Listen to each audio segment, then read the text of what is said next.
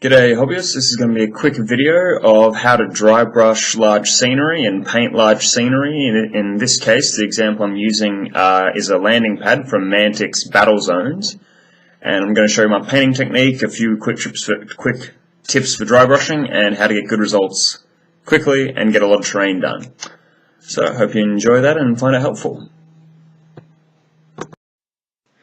Okay, so I found a good way to get POV footage of me painting because I was having issues with the sort of fixed camera, so I found a pretty good way to get this to work. It looks ridiculous, but the footage should be pretty good. So here I am doing a bit of dry brushing of lighter grey onto my Mantic Battlezones landing pad. There we go. Now, this dry brushing technique, the key with it is to just have as little paint as you need on the brush.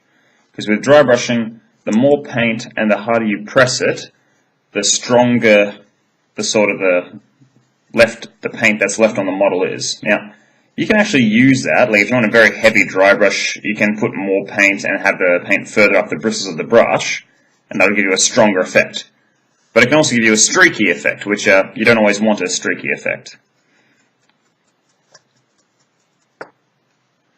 And also, you can even use sort of wetter paint on a dry brush to give a smoother, more even finish. Which, again, that's an effect you can go for. Because the drier the paint when you dry brush, then usually the dustier the finish is, like it's a bit of a dusty dry finish, which you can use that for stuff like stone, wood, and all that. But for what I'm doing, which is meant to be metal that has been painted in camo colours, I want a fairly even finish. But I don't mind too many streaks or chips because that gives a sort of texture to the camo on this landing pad.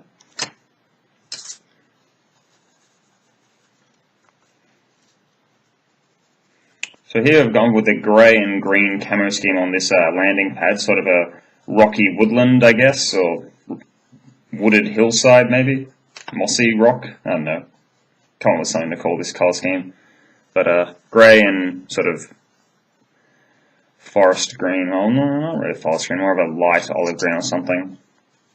So I was just using Mechanica standard grey as the base for the grey and Castellan green as the base for the green.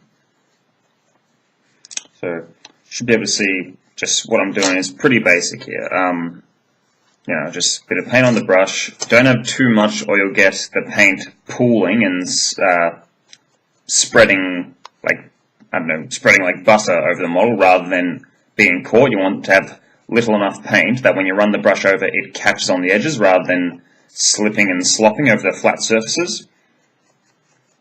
That's all dry brushing. It's quite simple, but as you get more experience, you'll find that you can manage it better. You can manage the amount of paint you have, and you can manage the amount of water in your paint and on your brush. Because if you have a lot of water in your dry brush, then of course it's going to pool and slip and slop over the model, which you don't want. But with a lot of experience like I have with dry brushing, you can put just the right amount of water in and get a sort of a gradual, smooth finish with dry brushing if you're doing it sort of slowly and steadily. Some people that want quick results, they put too much paint on the brush and just push hard on the model, which gives you a sort of result that doesn't always work, especially if paint slips into the sort of crevices and grooves that you're trying to avoid to get the sort of the raised detail look of dry brushing.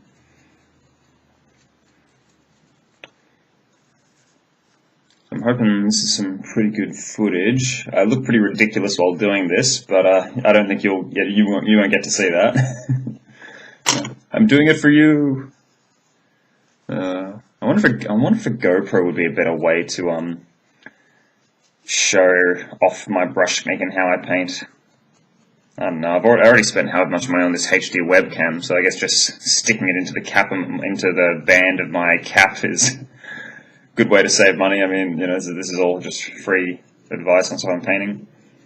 And I think the thing with painting city terrain is you want good results and you want them quickly. So what I tend to do is get the base colors down quickly. Like for most of my stuff, which I'll put photos of up on here later, most of my stuff I tend to just have one base color and then I pick out some spot colors or details later But for this, I want to look more military, and I want to take a bit more time and effort on it, so that's why it's gotten this more labor-intensive color scheme, which has more than one base color. But I could have just done it green and made it look like, you know, sort of standard army olive drab, but I decided to do it a bit different because, you know, it would just, my city would, the sort of sci-fi city I was building was just start looking a bit dull without this, I guess. And I am going to do some detailing later, pick out metallic bits, maybe some red parts. For my sort of civilian landing pad, I put hazard stripes on it, but for this military landing pad, I'm thinking the hazard stripes which were here on the civilian one will just be black, and I might have red arrows. So I don't want to have something that's too bright and garish, because like you don't want a military base to be easy to sort of sight and target. I understand. But you do have to have functional things. So maybe some sort of small red arrows or something, you know, incoming aircraft used to help guide landing and sort of, you know, center their craft on the landing pad. And military bases, I mean, have a certain amount of protection against long-range stuff anyway, so it's probably not too big a concern.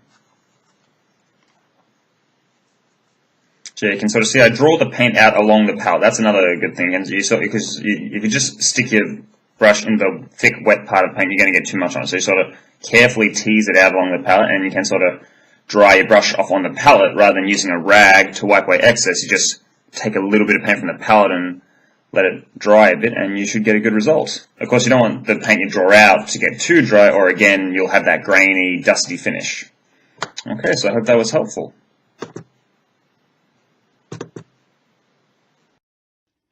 Okay, so this is the civilian landing pad I painted. I based it using the Fang, gave it a black wash, and then dry brush with Fenrisian Grey. And as you can see, it gave it great results, very easy.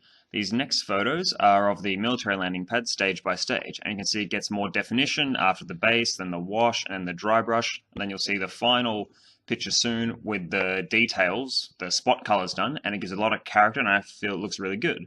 So I hope this gave you some inspiration and help with painting and coming up with schemes for your own sci-fi terrain. Thanks for watching.